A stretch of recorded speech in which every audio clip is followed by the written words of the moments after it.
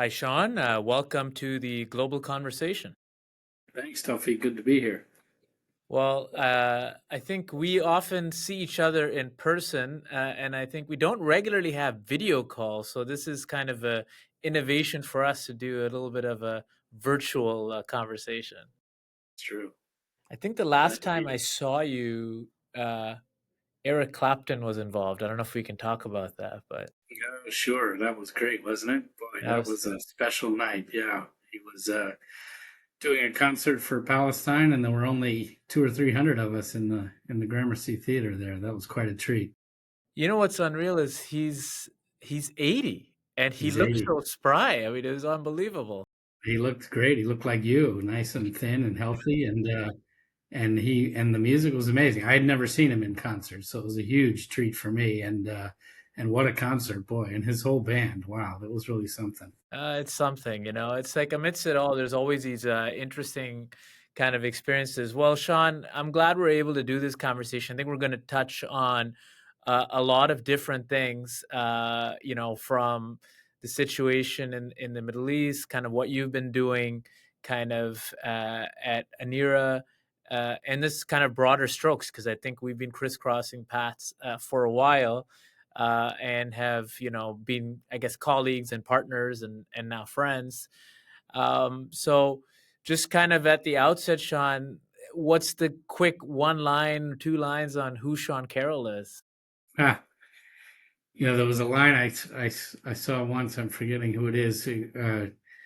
We want to build a more even future, and I think that's what drives me. Right? There's a lot of inequality, disparity in the world, and everywhere I look, I'd like to be uh, more part of a solution than part of a problem in terms of making the world a more even place, a more even future. So that's really what drives me, and I'm focused recently and over the past 8 years as president and CEO of Anera in the Middle East, and specifically in the Levant and Bilad al-Sham and the Palestinian territories, Jordan, Lebanon. But it's a little bit of happenstance. I Hmm. I don't I don't have any particular connection to the region other than having lived there once for a couple of years in Jerusalem, and my kids happen to be born there, so that gives me some tie to it now. But I've been a generalist my career, and wherever I look, whether I'm traveling for work or pleasure, I think it's I always see I always see the beauty and interesting things and people and uniqueness and disparity, and you always hope that countries and communities and continents and geographies will remain different, but also not have huge gaps in their equality and their equity. And so that's kind of what drives me. Where were your kids born? In Jerusalem, just you know, Really? yeah, again by happenstance. I mean, I was there working for the National Democratic Institute at the time on a USAID. At the time, it was NDI's largest country program around, mostly with a USAID cooperative agreement. And I lived there for a couple of years, and my kids happened to have been born there. It wasn't really planned that way, but it's nice. Someone called me the father of Palestinians the other day, which I thought was kind of funny. I have one friend, and his father was a priest, and his mom was a nun, and they met and fell in love, and they conceived him in Jerusalem. So Yeah, that's the one story up on you, kind of there. yeah. When were you at NDI?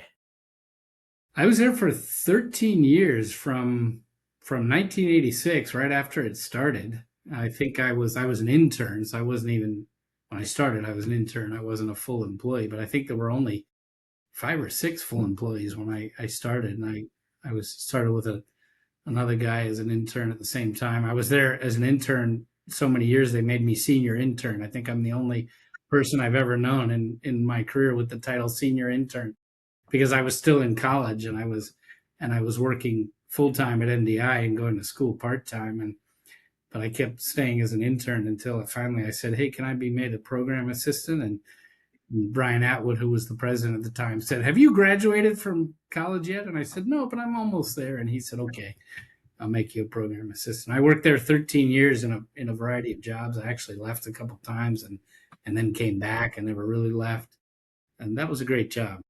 It's interesting because, that's I think I was a senior intern, there because it was one of my first jobs out of college, and, I was in DC, and I was there right after the Iraq War because I wanted to figure out, what is this whole democracy building situation? Does it work? And, I was working in the governance programs, and Les Campbell was in Middle East. I mean, he's Canadian, but I didn't work on the Middle East. I worked on the governance programs. But of course, a lot of it was in Iraq, and you'd have these kind of random Wisconsin legislators being shipped off to Baghdad to lecture them on the history of, rule of law. And I'm like, well, I don't know, maybe Hammurabi has something to say about that.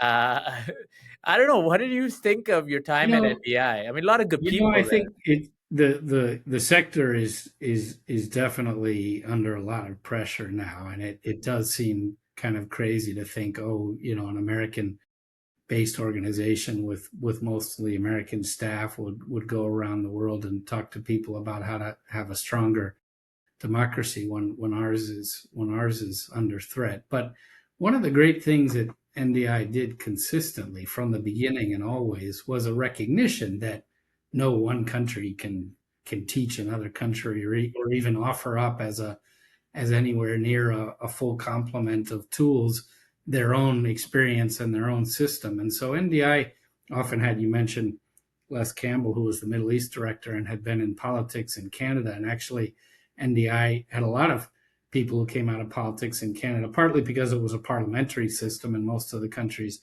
around the world we were working in was parliamentary systems. But also, whenever there was a conference or a few experts would come in, we always had them coming in from lots of different countries, and some of the most effective sometimes, it's not surprising once you think about it and mention it, is people who had just recently gone through a transition.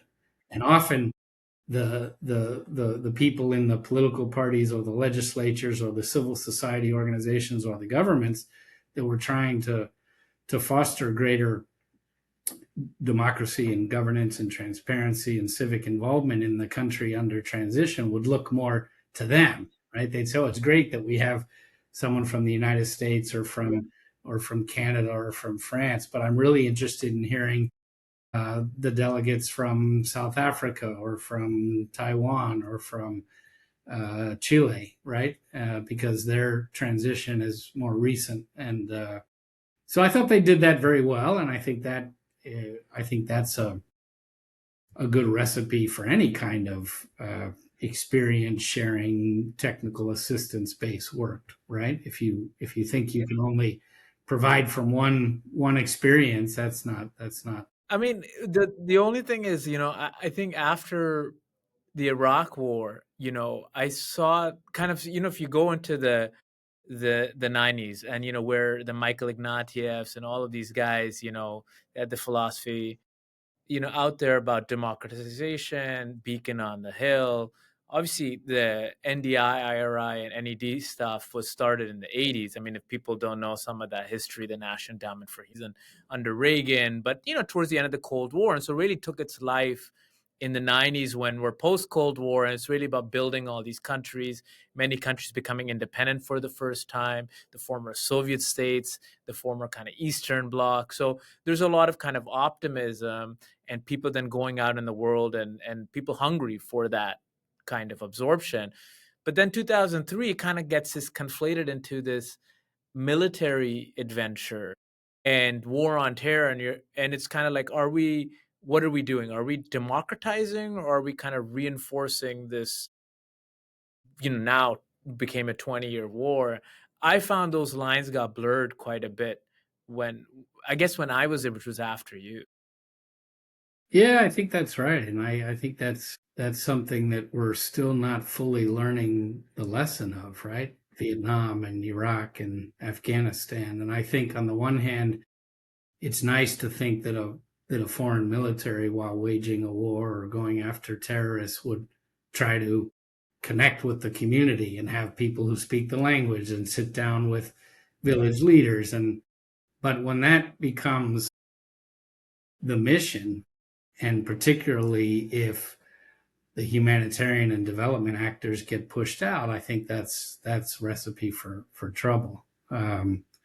You don't ask the humanitarians to wage the war. I don't think we should ask the soldiers to wage the humanitarian assistance. And I think that is a problem. And the lines get blurred, and they do get blurred on the other side too. You have particularly the officials who work for governments, but beyond that as well, they get too securitized. They get, that's the wrong word. They're the beyond the wire. They can't go out and be in the community. So you got this crazy thing where humanitarians and development professionals who really do need to be in the communities with the communities and preferably working alongside local actors. And I think we do our best work in development work around the world when we're being led by the people from the communities we're working in, which is the case with Anera. So yeah, I think Iraq was a big shambles, and it felt like we hadn't, as a country, learned the lesson of Vietnam and Afghanistan. Similar, you just can't think that if you've got a bunch of armor on and a giant gun and you're coming out of a big MRAP or a tank that you're going to make friends easily, and that's going to be the way to hearts and minds and peaceful coexistence. It's kind of crazy when you think about it. Well, you I mean, I said, remember when I was in yeah. Afghanistan with USAID, when When were you there?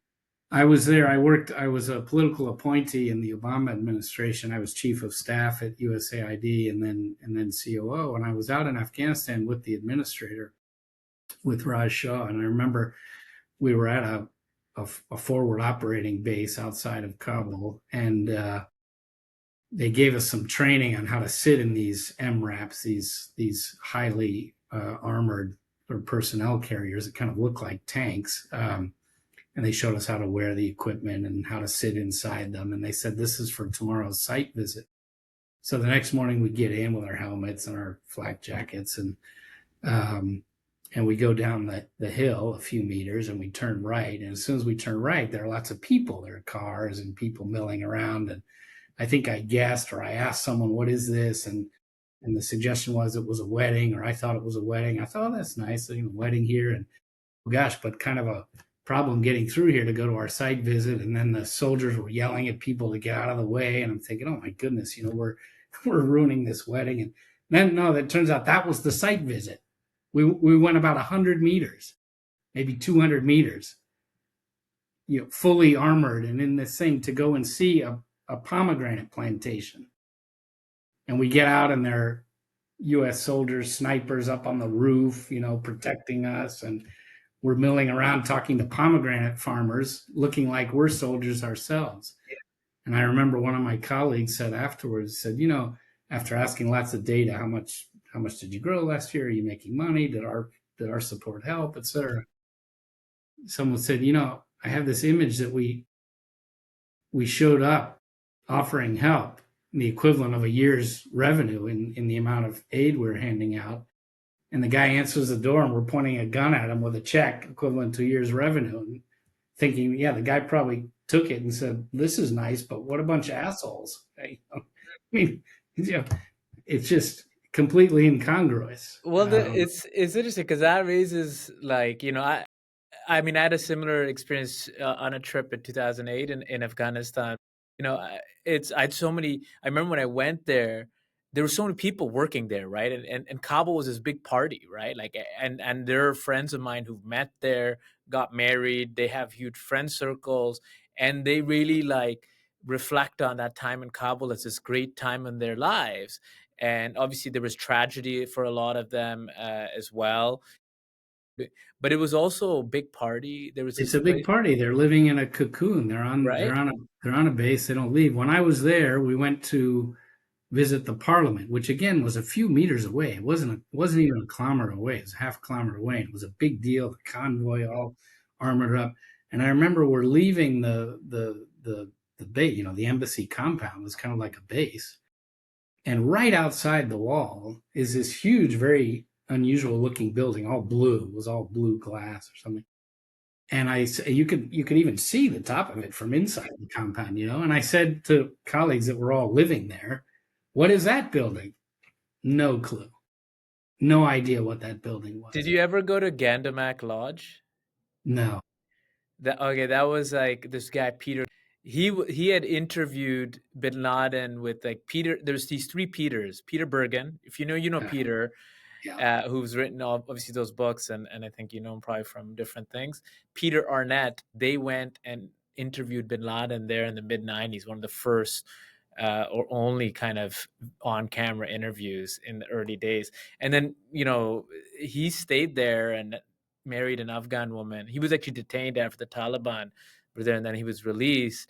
But he ran this lodge where they would just, it was like a bar and they would have I heard about parties. this. Yeah, I didn't And go yeah, there, but I heard that was a place where you could get off the compound and go. yeah, And exactly. And I mean, it's but interesting. but just Yeah, on that, I mean, yeah. you said people had fun. I mean, what struck me is that all the meals were free; they were included. There was a tennis court, there was a pool, and a lot of people they didn't even have. And of course, then you make it hard for people to leave. There is danger, but maybe you exaggerate the danger, and you tell people that they can't leave, and so then even the ones who would like to leave and learn a bit about the country and the culture and the people don't do it because it's too hard, and the regional security Well, you officer weren't. says Yeah, they I mean, can't. when I went, I was there as a guest of the Canadians, and I had there's like the flak jacket and all this stuff. I snuck off. I mean, I just had somebody pick me up, and then we went and explored and did stuff, and I was able to immerse with the Afghans, which I'm sure you've done in so many different iterations in different places. I mean, we're used to that, but it was like against the protocol, right? I mean, it Against was. protocol, and you get in trouble. Yeah, yeah. Yeah, And I mean, and and you yeah, you put others at risk, but it's so fascinating. You were at USAID at that time. Had they started the special inspector, investigating the Afghanistan reconstruction? Was that Yeah, I think it started a little. I was there only during the first Obama administration, but they had started it already. Yeah, because it was so interesting because they started going through all of that stuff, and I mean, I think they're still unpacking where all of that money kind of went. And there's a lot of corruption and overpricing, and the crazy stories about, like, the Pentagon charges, like, $75,000 for a screw and that type of thing. But if you were in Dubai and you go into the Palm, like half the Palm was, it was an open secret, was bought by, essentially money that came from Afghan banks. Did you know that? Or no, I didn't know that, but yeah, I mean, Dubai was a big center, and so many people in these conflict zones don't even work in the conflict zone. They work, nearby. They work on Afghanistan, and they're in Dubai. They work on Syria, and they're in Germany. It's um, which again, you can see some of the reasoning, but I think it's not the way to do this work. I often think about Ambassador Stevens, Chris Stevens, who was in who, Libya? who, who was Did you killed, know and there him were. well, or? I didn't, but I didn't know him, but I knew of him, and I read about him, and I Yeah, thought when I read about him, I I thought met this him. is the I kind met him in Libya you, at you some know him point. there.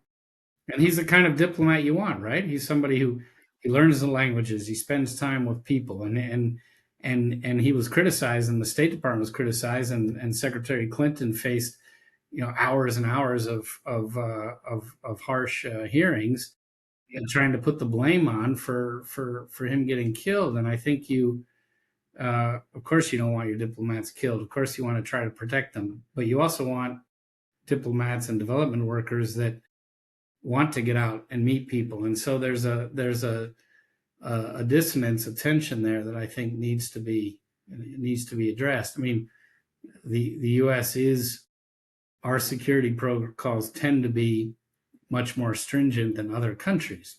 You could argue maybe we're a bigger target, but um, it's a tough one. If you make friends in the neighborhood, like real friends, and they know you and they really like you and they trust you and you believe you're there for the right reasons, that provides a certain amount of security. So When did you work for Chemonics? Was that no, I before? didn't work for You didn't Chemonics. work for Chemonics. Did you No, have some link with Chemonics at some point or no?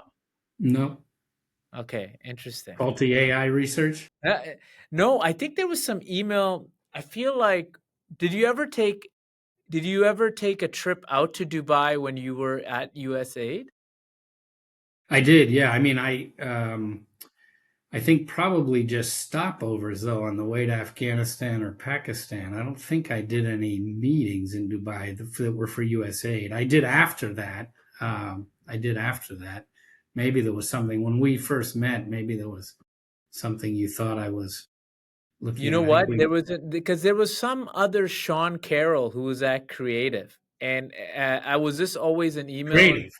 I was at creative, not come on. It's creative. Mnemonic, sorry, Creative Associates, right? Yeah, of course I was at creative. Yeah, Yeah, yeah, yeah, yeah, that's what I meant. So I yeah, mean, yeah. Sorry. for people who don't know, give us the where was Nancy Lindborg? Was she at Creative or Uh, well, she was at USAID and then she was at USIP. IP?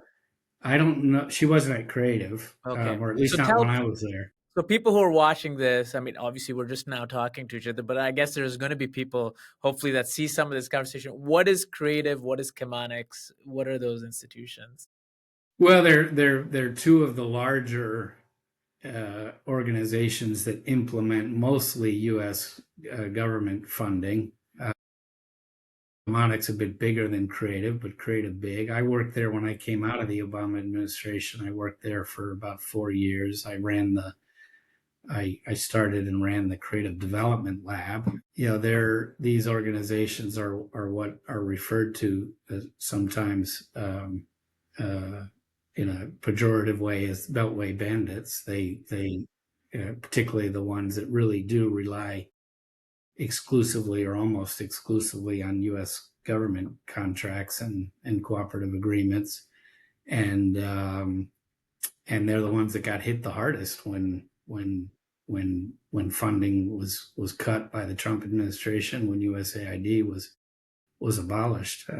They got hit hard. I think it's not to condone this level of destruction of what I think is a lot of good work, but it's a lesson that I think we all need to make sure our funding sources are broad. Think about the way that we're working. I mean, I think there are criticisms of the way some UN agencies work and some development organizations work in terms of costs. And increasingly, I think we have to recognize that smarts and leadership and innovation and even funding come from every corner of the world. This is something that Raj Shah, as administrator of USAID, when I was there working with him, would point out all the time, and I would point it out all the time. We're not in a situation now where the only money and the only ideas and leadership come from Washington and London and Paris. It comes from every corner of the world,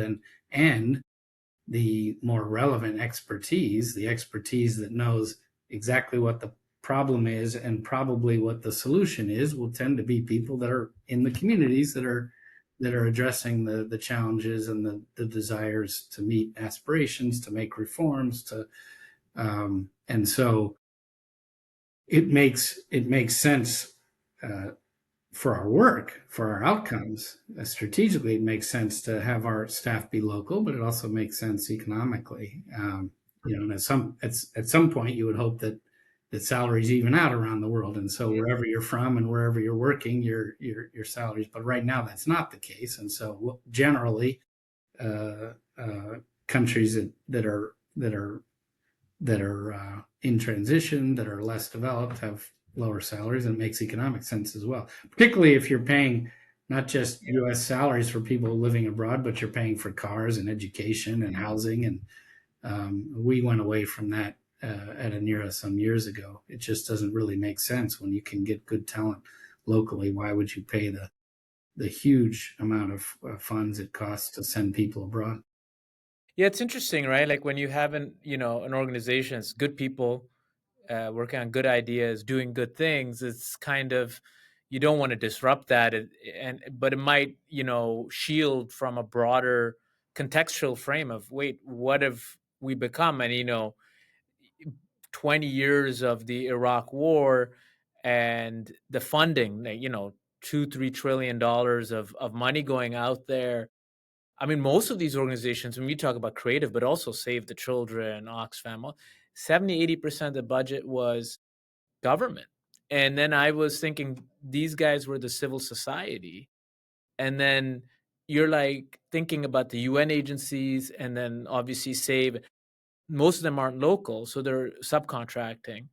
But then the funding is still coming from government, essentially. So you start to think of global civil society, this force, whether it's activists or humanitarians on the ground, and they're no longer these independent actors. Some way or another, from a first order, second or third order, they're actually government actors or government linked actors, even when they aren't proclaimed to be. Yeah, and I think some of the ones you named get now have a lot of funding that is not government funding, particularly Oxfam.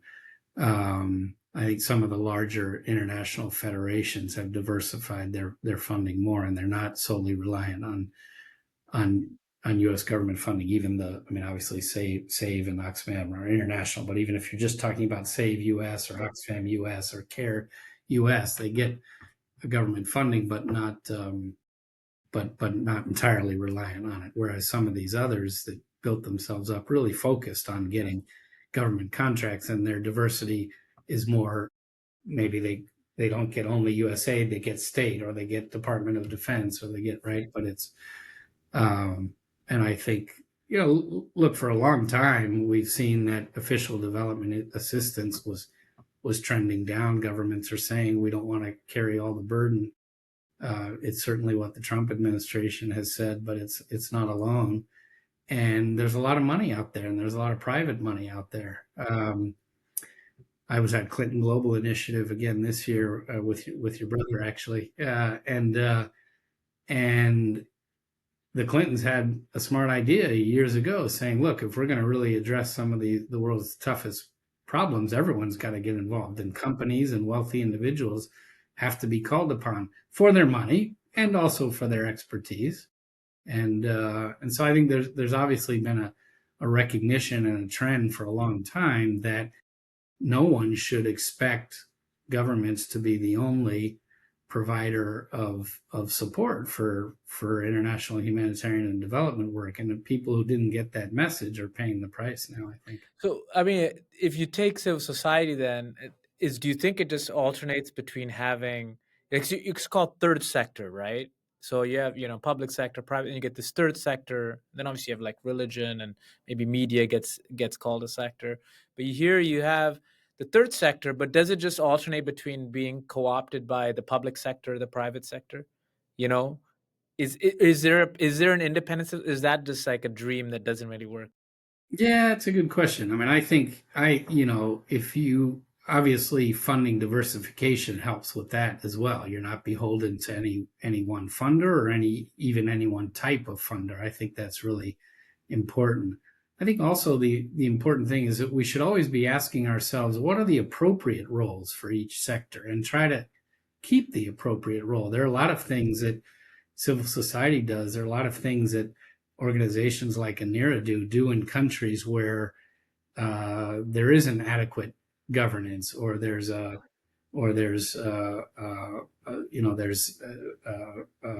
political blockage, and we're doing things that a government should do. And I don't think that we should be doing that long term. By the same token, I think there's a lot of pressure. Republicans in the United States, fiscal conservatives elsewhere, want the taxes to be lower. But I think you have to recognize, if you have some humanity in you, you have to recognize that there's a sector of the population that has been disenfranchised, that has been discriminated against, that has not gotten a fair shot, that needs a helping hand. And so the question is, does that come from government, or does it come from civil society, or from a combination? But you can't have it completely go away. And what we see now in this country is this pressure not just to have a smaller government, but also a tax on the NGO sector. And I think that's very, very dangerous. I think the argument always about taxes, I don't think should be what's the tax rate, but what are we getting for it? And if somebody in one country says, well, I pay 40% taxes, but I'm thrilled with what I get for it. I'm thrilled with the health care. I'm thrilled with the transportation, with the education, et cetera. That should stack up nicely against someone who's only paying 20% but doesn't like the services they're getting or feel like there's big gaps, or maybe they're being served but they have a tough time living without without a guilty conscience when they see a huge segment of their community not getting the support they need. And so the question should be, how are we making sure that the people who need a helping hand are getting the helping hand? And then you can talk about what that is. Of course, we'd like to provide the ability not just for people to get a meal that day, but to build a better livelihood and secure their family economically and so forth. And What's so it's those need to be the arguments, though, not just yeah. taxes should be lower Well, and NGOs are getting big, Well, it's right? interesting, right? In the world we're heading into, right, where you have it's really I call it a restoration of sovereignty, right? And whether it was because of the current administration or the changing nature of major powers or rise of the East or etc., we have a lot more countries being countries, right? And the U.S. pulling back a little bit, the West focused on itself. In a lot of these areas, we go between the domestic and the international because a lot of this infrastructure has been linked within these kind of polities in DC or elsewhere. But then I look at like Afghanistan or Gaza or Lebanon, and let's put aside Gaza because we're going to go deep into it. But you go in a few countries in Africa. Is it the responsibility? Whose responsibility is to actually build these countries up? Yeah, look, it'd be easy to say, well, it's their responsibility, right? Each country should figure it out, and that's what their government's for, and that's what their society's for. But I think we also recognize we live in an integrated world, and boundaries are soft, uh, and communities and whole countries are affected negatively by things that are happening outside their borders too. So you look at climate change. Is it fair to say, oh, sorry, your little island nation is drowning? Good luck with that. Or that conflict has been fueled by external actors as well.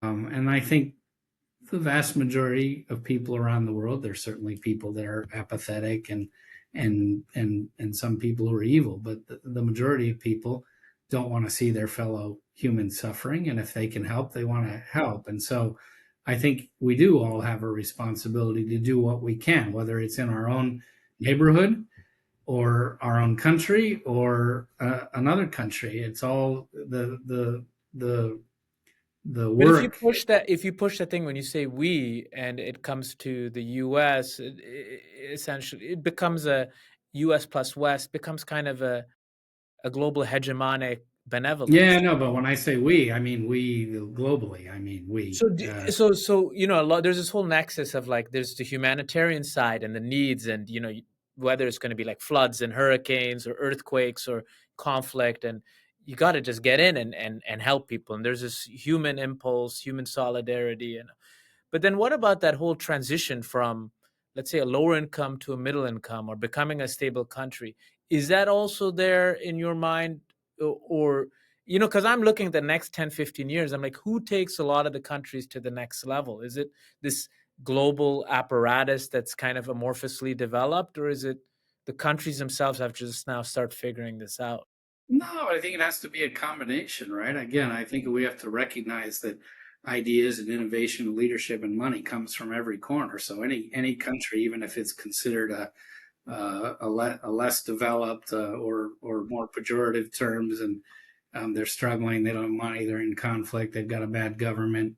You've got you have people there who know what the problem is and have some solutions to it and should be supported. So I think any situation, whether you're talking about a community or a city or a state or a country, you should begin with the people there who know what needs to be done and have some resources to do it. But in a lot of cases, they don't have enough, and they've been hit by negative factors externally, and so they need support. And I think it's reasonable. I don't think anybody should have a savior mentality, but I think it's reasonable that there are professionals also who dedicate their lives to um, understanding systems and reform and what works and what doesn't work. I think the problem comes when anybody thinks that their experience or the country that they come from has the only answers. I think American exceptionalism is a really bad thing, and I think the more we recognize that, yes, this is a great country with one of the greatest origin stories and development stories in the world, doesn't mean that we're the best at everything. That's crazy. Hmm. You know Or what works in what a bunch of America will work heroes. over there, right? Like, I mean, maybe Yeah, they need to have their own form of exceptionalism, kind that's of. right. That's right. But I think Um, there's a recognition, and hmm, actually, when President Trump was running his first time, he talked about things he saw around the world, and he'd like to see. You look at the infrastructure in the United States compared to infrastructure. I mean, it's an embarrassment to land at the nation's capital airport compared to so many airports around the world, and our roads and our transportation system. And so you say we could learn, and in education and in healthcare. Oh my goodness. And so part of the work, I think it's also important to think about this in two ways. If someone joins the Peace Corps, or they or they work abroad as a humanitarian or development, which is less and less now, right? There's less and less instance of Americans or Westerners being sent abroad and living as expats. But if you still have that chance, you should be thinking of it as a two-way street. And our representatives in U.S. embassies around the world should be not just reporting on what they see, um, but reporting in terms of things that could be helpful for the United States. And I would urge every other country to do the same hmm, thing, right? hmm. What's an example of a country since, let's say, 1990, since the last 30 years, that went up a level? What would you, or one Oh, the or Gulf countries are unbelievable, as you well know. I mean, it's just incredible, and it isn't just Dubai. It's Abu Dhabi and the other Arab Emirates, and it's Qatar, and it's Saudi now, and back to we were talking about democracy and the National Democratic Institute before. One of the things that NDI pushed against early on, because at the time when NDI and the Republican Institute were formed, you had the Asian tigers, right? And the argument that many espouse, that you have to do the economic development first and then get to the political. And NDI would always say, and I always believe, you have to do both. You might have some sequencing where one's you're doing a little more than the other, but the idea that you can do one and ignore the other, I think, is fallacy. So also when we look to some of these countries in Asia and the Middle East that have shot skyward economically, I think we have to do two things. One, recognize that democracy, political reform has to come with that, but also recognize that some of that may be there more than we think it is, right? I right? think Well, there's Americans in particular, different right? forms They of like, politics. yeah, I think Americans like to, criticize if it doesn't I look mean, the exactly UAE like a throughout multi-party. during its What's that? rise, the UAE throughout NDI. I mean, I remember that. I've met with NDI there. I wasn't impressed with the person I met with. And it wasn't a Les Campbell, right? But then there was the whole Bahrain thing going on, and Yeah, they just booted yeah, NDI and MEPI out of the country yeah. at the time, Now, and now I, continued their rise. yeah, yeah. Now I think, it may be that some countries figure out the benevolent dictator, right? But I think that societies will always, uh, I think they'll always find that there's a desire for the ability for their voice to be heard, for a variety of choices. But there's no one It's recipe. interesting, yeah, because it's like, who's driving the change is one. nexus, and then the type of change, and do people want the concurrence of the economic, let's say the social and the political, or do you sequence, right? Do you need do you liberalize them first, or you see what's happening in Saudi Arabia, right, where he's going down the social path, and then the so it's I don't think there's not one clear answer, but it raises, when you come to, Gaza, for example, right? And you start to think of its future in a medium to long term. And you look at the West Bank, for example, and the Palestinian Authority and all these uh, and all notions of like democracy and etc. The model that they're trying to show is like the city states of the Gulf, right? Like it's like, let's make Gaza a city state in the idealized, you know, scenarios that people have, post in a day after, whether that's even possible. I just don't know, where the everything's become so confused. What are we trying to work towards?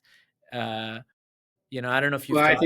I think before we get to, can this be a Singapore or a Dubai or a Tel Aviv, right? I mean, the sand and the sea, and in many ways, the people in Gaza are the same as the people in the sand and the sea in Tel Aviv, right? Only a few kilometers up the road. First of all, anything should be any big question like that should be determined by the people themselves, right? So Palestinians need to decide that. But the other thing in this particular case is we've had an just complete dehumanization of Palestinians, and so before you can start talking about whether it's going to look more like Singapore or Dubai, what have you, you have to recognize there needs to be a rehumanification of Palestinians, and that sounds crazy, but that's where we are. And and That's an interesting point. yeah, Rehumanization. yeah. I mean, listen, the dignity's there. People talk about giving back dignity, and I remember someone said once, and I thought that's really profound. You can't actually take away someone's dignity. Someone always has their dignity. You can attack it. You can make it seem like it's been taken away, but they have dignity. But the question um, is there opportunity? Is there freedom from from bombings and from starvation and from um, a loss of everything? And I think it's even people who are following it fairly closely haven't fully realized just how It's how crazy to me devastating. that the media is still not in. Still I not don't in there. What right? And it's you not know? it's I we're talking about all these situations: Lebanon, Libya, Yeah, Afghanistan, Iraq. By the way, terrible situations, people yeah, getting beheaded like out of yeah. control. I mean, we remember, like, you talk about Chris Stevens bombed. I mean, media places where it was completely dangerous. I And the felt media gets there. This media is a gets there. really important point, Taufik. We've never had, we can't name, because I don't believe there has been, a situation in the world where journalists didn't get there. War correspondents will always get there. And Always they get can't there. get there in Gaza, which shows us the control that Israel has on those borders. And I think that's really important for people to understand. If we're talking about a ceasefire that holds, if we're talking about recovery and reconstruction, then there needs to be movement of people and goods.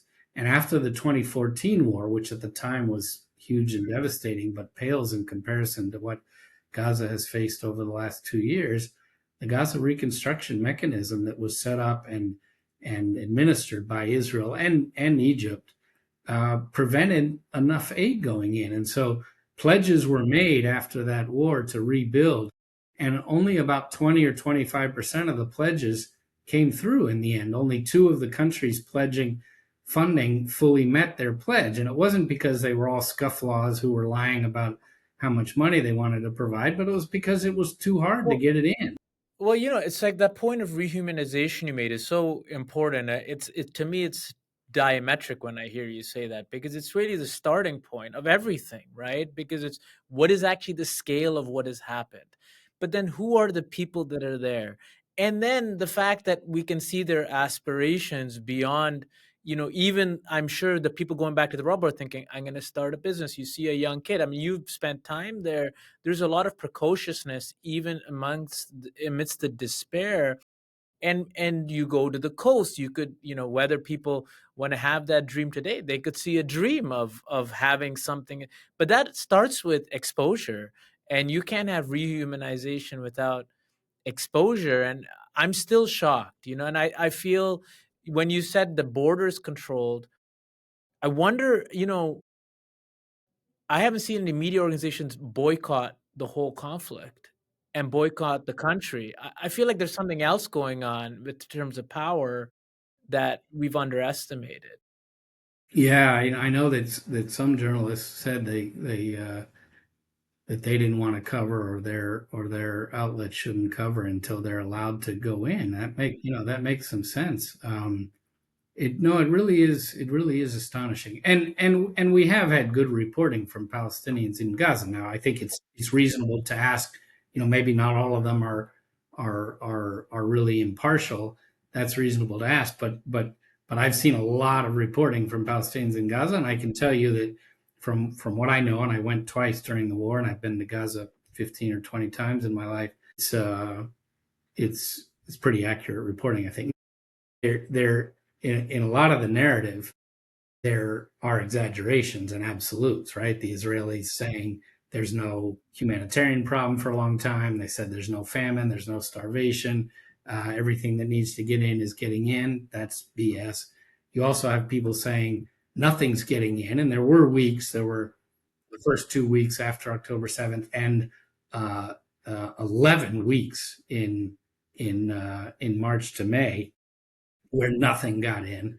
But much of the rest of the time, something's getting in, just not enough. But if you say nothing's getting in, Israel's not allowing anything in, then you're also distorting the truth, and it can have a consequence because donors will then keep their hand in their pocket, right? But So this is when the stakes are so high in the world, there in Gaza on so many issues, and in a time of polarization, without the humanization, you can miss a lot of things, like you're saying, like things that could be happening or risks that are emerging. If you're not human, in fact, if you're dehumanizing and then not rehumanizing, you can discard very fundamental truths that are going to come and affect, all of us.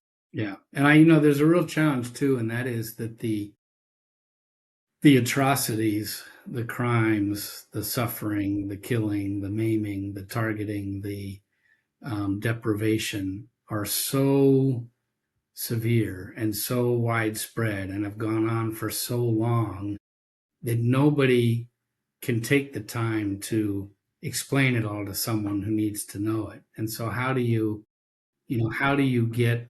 make sure people have at least a minimum understanding of how bad it is? And particularly people who have been told the opposite. I mean, I remember I was talking with someone who was a big supporter of Israel, and I said in a session that doctors are reporting, and many doctors from many countries reporting that kids came into hospital with sniper bullets in their head and in their heart, sometimes both.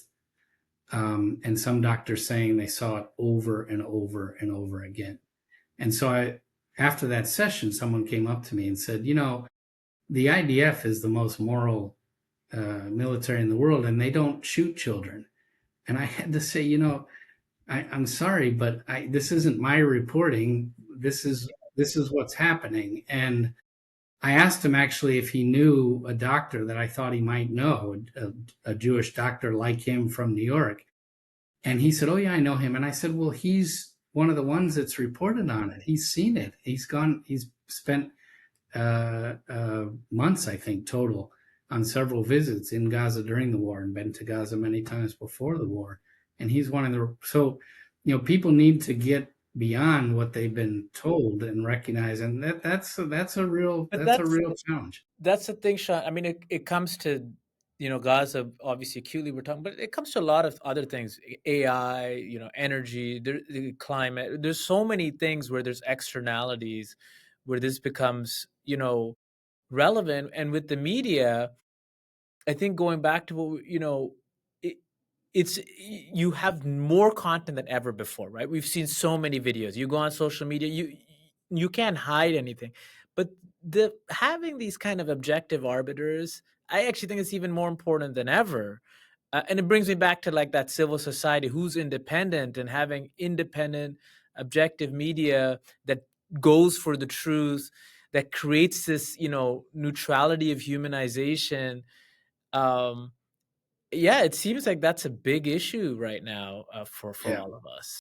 But I there is a lot of reporting, and uh, some of them have become quite well known. Many of them very young, and if you listen to them, you realize that this sounds pretty reasonable. This is not a hysteric or I an know you say that. impartial. I know you say that, Sean, but there's divisions, right? And those Well, of people are course, I know coming there are. I on know there, but I'm yeah, I the know there is. one side Yeah, and the other side saying, "Well, we don't trust them." So I don't disagree that that plays a role, but I don't think it's enough in our world if if you just have disparate local voices that become viral. yeah. No, I mean you're right, and I think we have to make an effort to hear voices and hear reporting that we don't normally hear, and at the same time be able to distinguish between what's real, what's impartial, or what's at least reasonable reporting versus something that isn't. And you're right that with AI it gets even harder. I mean, every video we see, uh, we need to check. But I know that there have been people saying, "Oh, that's AI," when it's not AI. And I've reported on my two trips to Gaza. I've reported, and I've done videos. I've done self vids where I just describe what I'm seeing around me. And I think the world is seeing. I mean, the world is seeing that it's pretty hard now to not have seen the destruction in Gaza. And I think international journalists will be let in soon. Others will be let in soon, and there'll be I we'll mean, see it's what's next. true. I mean, it's now 2 year and for me, I mean, obviously, and you would agree, and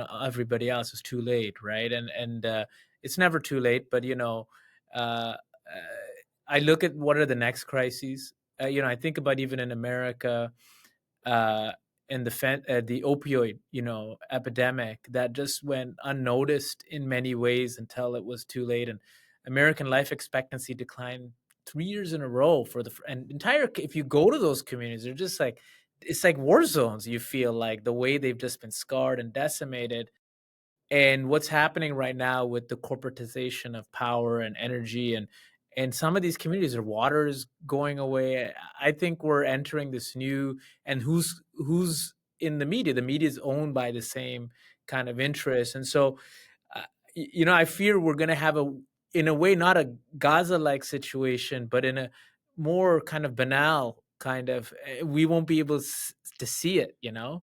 Yeah, I think you're right. I mean, I during this government shutdown, and now they're talking about the largest food assistance program going away, and was reminded. I mean, it felt like I didn't know, but I must have known that 1 in 8 Americans relies on food stamps.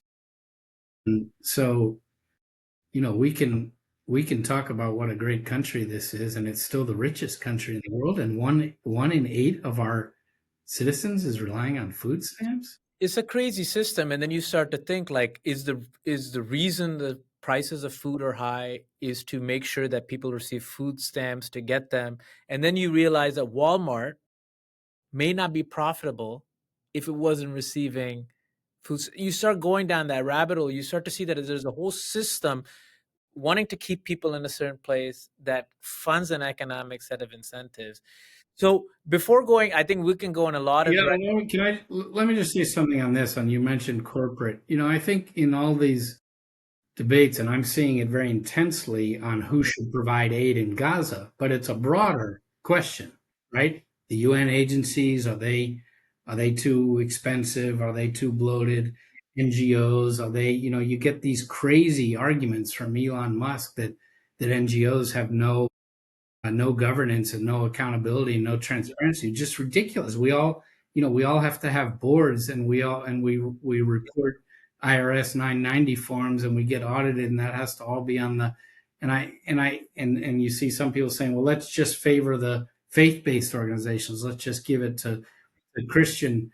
faith-based organizations. And I think we have to recognize that there's corruption and there's greed and there's fraud and there's mismanagement all over the place. And I would venture to say that in the NGO sector, it's a little less than it is in some other places. And but nobody should think that. I mean, a lot of what's wrong. There are a lot of great companies, and there are a lot of great companies that are doing a lot of good social good and having impact. There are a lot of really greedy companies too, Yeah, and stockholders and executives who are just pushing and pushing and pushing for more yeah. profit, bigger margins, and we're all paying for that. And I think anybody who tries to slander an entire sector as being ineffective or fraudulent or is kidding themselves. Well, And yeah, it's like I think we and you work in probably so many dysfunctional organizations, but then you realize every organization is dysfunctional, every well, every sector is organization dysfunctional. is dysfunctional, but that doesn't mean that we're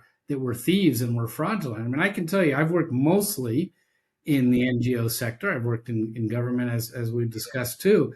But the NGOs I worked for were keeping the books and they were reporting on everything and they had boards that managed them and these were not Well, bloated, I'll corrupt. tell you, when people ask me about where to give for Gaza, I 100% raise Anera's case because it's outside of some of these bigger, bloated kind of infrastructures, but it still has the professionalism, the track record, the history, and then more importantly, the local kind of presence. So, very quickly, kind of where are you focused on Gaza, Sean? What's next there?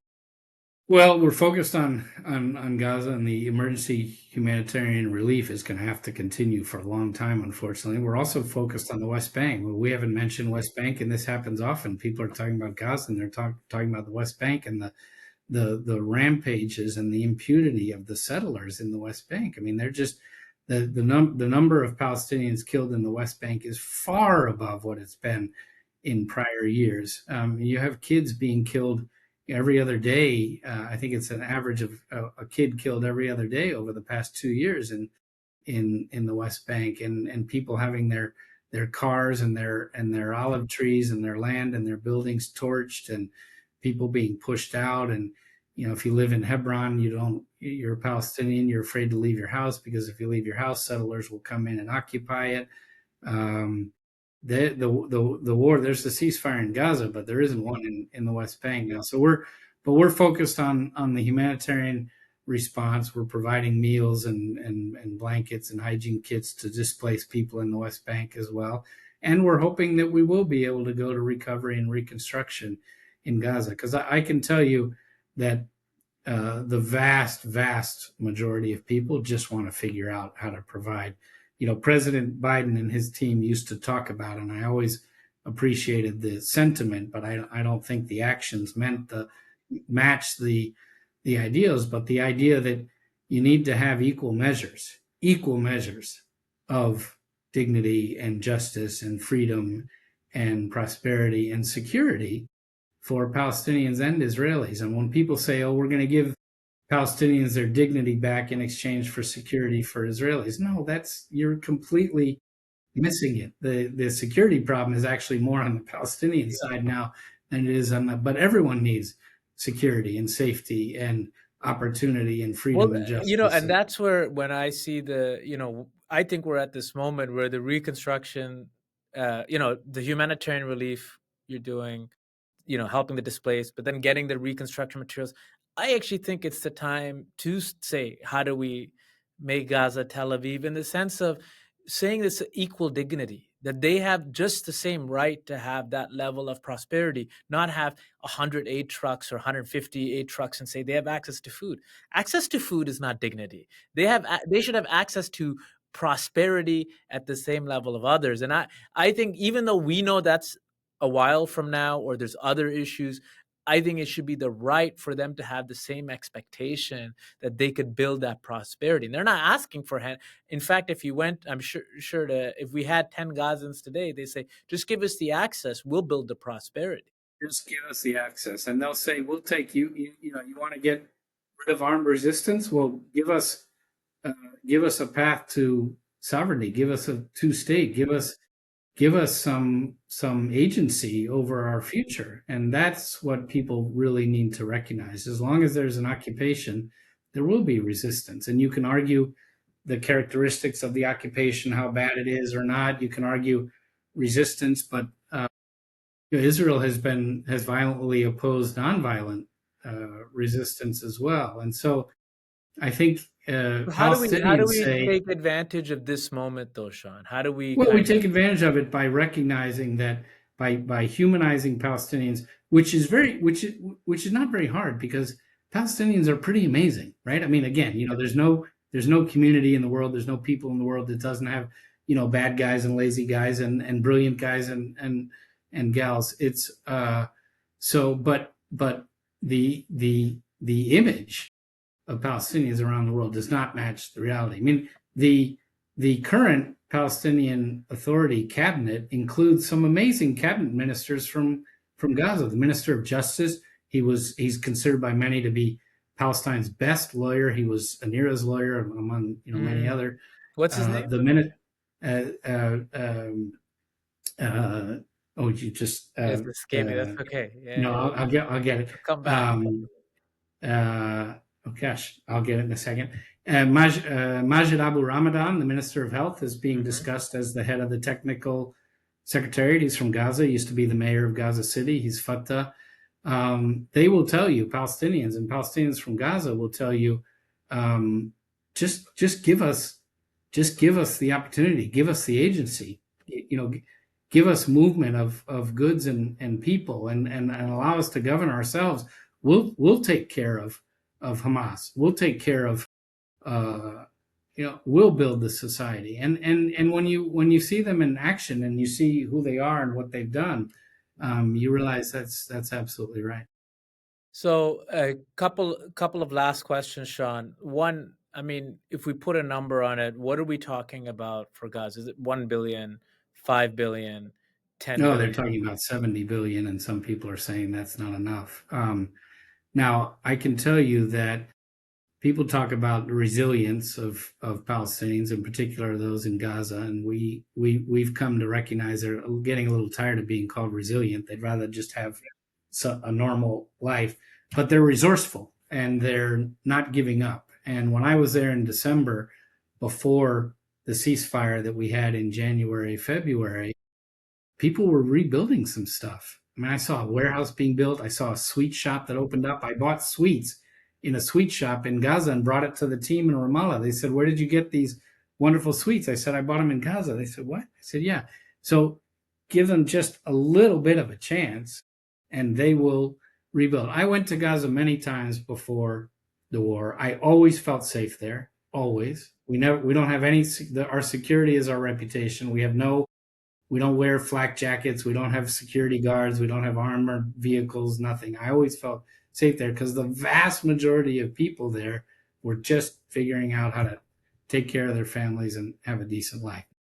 you know, did everyone have the government they want? No. When I started at Anera in 2017, one of the political leaders I met there said, "Oh, if there were elections today, Hamas would lose in Gaza, Fatah would win, but Hamas would probably win in the West Bank, and Fatah would lose because everybody's." I said, "Oh yeah, just like everywhere, we're all tired of our government. We want the new guys in, right?" So people, there are governance questions, there's leadership questions, but um, a lot of people point to Marwan Barghouti. I don't know if he's the Mandela of Palestine, but a lot of people say he is. Well, how about letting him out of jail and let's see if we can have a transition here, like we saw in South Africa, in Northern Ireland, in the Basque Country, in so many places where people really just want to lead a peaceful life in coexistence with people that aren't like them and maybe they don't agree with, but they'd rather live in peaceful coexistence with them than be in fear of being killed by them. So let me ask you last question, which I always kind of project on each of our conversations, uh, and we touch on a lot of themes uh, as we look to the future.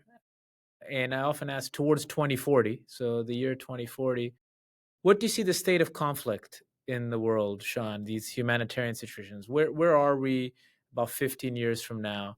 across the. Yeah, it's a good question, and I do think that the arc of history is long, but it bends towards justice, and we do see that the level of depravity in the world of people dying unnecessarily of disease has gone down, and life expectancies have gone up, and education and innovations in healthcare have gone up. And so, generally, the trend, I think, remains positive and will stay that way. I am very worried right now. I'm very worried at the amount of conflict that's still there, the number of conflicts, and the severity of them, and the disparity in the human value that makes them. So I think if you've got a conflict where one side believes them to be superior to the other side, that's really, really dangerous. And I see some of what's happening in Gaza being perpetrated elsewhere in Sudan. You know, you hear some of these awful tactics, and we shouldn't kid ourselves. Obviously, uh, uh, uh, uh, more people died in the genocide of the Holocaust. There are ongoing wars where more people are So if dying. Ukraine. I probe you a little bit, because when you look out 15 years, a lot of things are going to happen in the intervening 15 years. And actually, if you're in 1938 and you're in 1953, you see, there's a lot of things that happened. But what you see in 53 is different than what you see in 44. So I guess if I pushed your imagination, what do you see in 2040? Well, I mean, you're suggesting that I don't know. Maybe there's the a conflict in the 50s was an ideological, political conflict, but people weren't killing themselves. We had the Red Scare, and well, I there's a I lot of different things that happen, right? I mean, so I don't know what that world looks like, but uh, I think well, I we only see the next 5 years. It's very hard to Yeah, see. that's right. That's true. And I think if I could only, if I only had uh, a dollar to spend, I would spend it on international exchange and understanding. You know, a lot of that sounds like soft power kumbaya, but I think it's a pretty clear truth that when people get to know another people, they tend to figure out the good sides of people and not want to go to war with them or harm them or disparage them or insult them or and so even though we're a globalized world and people travel like never before and airplanes are full, and there are different kinds of travel too, right? If you go around and you see a bunch of cities in a week, but you don't really talk with anyone who lives there, you don't really see what's like, and you don't go beyond the safe countries. You don't go to a country. So I think people should ignore or take with a large grain of salt the travel warnings that they get from their government or from their local travel guide. By the way, the Washington Post travel section is terrible.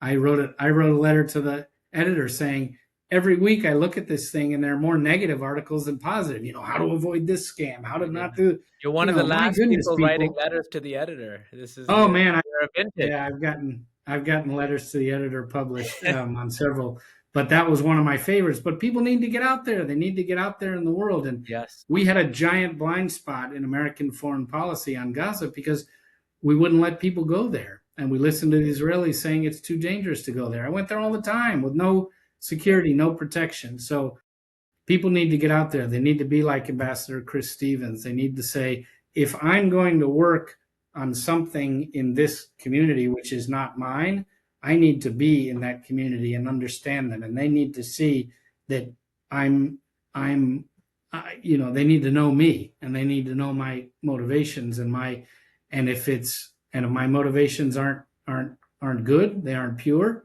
then I'm not going to be accepted by that community. There's more good in the world than there is evil, but we need to make sure that people see that in one another. Excellent. Well, Sean, thank you so much for joining. I think we touched on a lot of things. We'll have to continue some of these off the record when we see you next.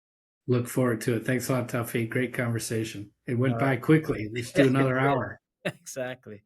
All right. Take care, Sean.